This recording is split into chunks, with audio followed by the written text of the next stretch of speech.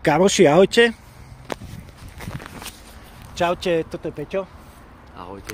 Peťo je rybár, je polovník, je aktivista, je to človek, ktorý má mnoho podôb, ale hlavne s Peťom som sa spojil, lebo budeme robiť akciu ku Dňu Zeme.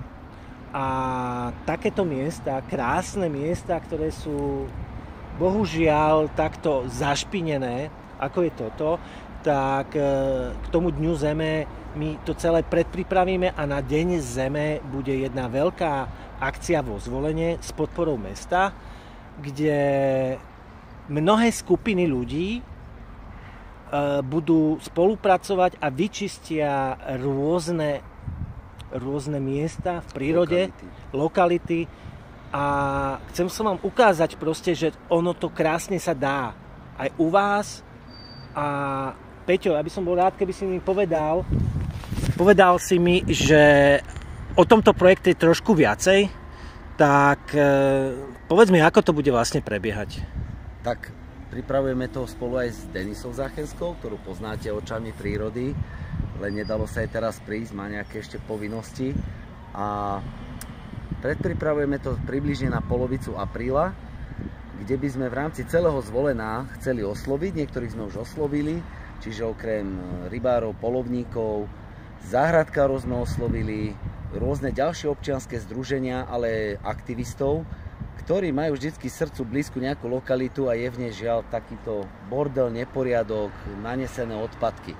A samozrejme musím poďakovať Majovi Sírovému, že ide do toho s nami, tiež je jedným zo spoluorganizátorov, ale aby aj ten poriadok a to upratovanie bolo, jak sa vraví, že malo svoj zmysel a poriadok, tak chceme to vytvoriť takým štýlom, že vždycky za nejakú tú lokalitu, či už si to vyberú nejaké občianske združenia, alebo teda záhradkári, tak bude nejaká zodpovedná osoba, môžu sa pridať aktivisti, vítaní sú všetci. A samozrejme, aby bol aj ten zber smetí nejak organizovane spravený, tak vždy bude vyčlenená nejaká lokalita, určené miesto, kde sa môžu zložiť vrecia a odkiaľ to bude odvážané. Takže pripravujeme to na polku apríla, možno upracme si Zvolen, samozrejme blíži sa nám Deň Zeme. A tak ako sme už aj po minulé roky robili také menšie lokálne upratovania, tak tu by sme to naraz mohli spraviť vo Zvolene a ja si myslím, že sa pridajú ostatné mestá. Majú. To by bolo pecka.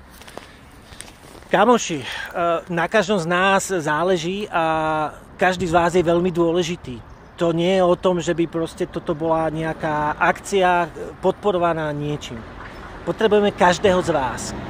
Či už teba, čo iba dáš like a prezdieľaš to, alebo keď nám prídeš pomôcť upratovaním. Potrebujeme ľudí, ktorí majú auta a prídu nám pomôcť zvážať tie smeti. Super by boli firmy, ktoré by nás podporili, dali nám nejaké ochranné pracovné prostriedky alebo vrecia. Vynikajúce by boli aj veľké firmy, ktoré by nás vedeli dať to občerstvenie alebo proste nejaké snacky.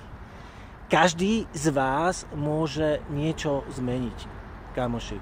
Začína to od každého z nás, od takéhoto srdca a pôjde to, proste táto myšlienka pôjde do sveta. A fakt, ono to funguje. Povieme o tom šomrani? Nie. Nie, ešte nebudeme hovoriť o šomrani. No, o šomrani povedeme na budúce. Kamoši, ja vám ďakujem a takéto vstupy vlastne do toho apríla budem robiť pravidelne. Budem chodiť zbierať tie smeti a budem vás informovať. A takáto akcia, ako je vo Zvolene, bude to veľká akcia, tak takúto akciu môžete každý z vás iniciovať u vás doma. Teraz je ten správny čas, kamoši. A práve ty, ktorý to pozeráš a je to pre teba srdcu blízke, tak ty môžeš to celé zobrať za ruky a zmeniť. Zmeniť a byť inšpiráciou pre ostatných, ako je tu Peťo. Ako je Denisa. Ako je Den.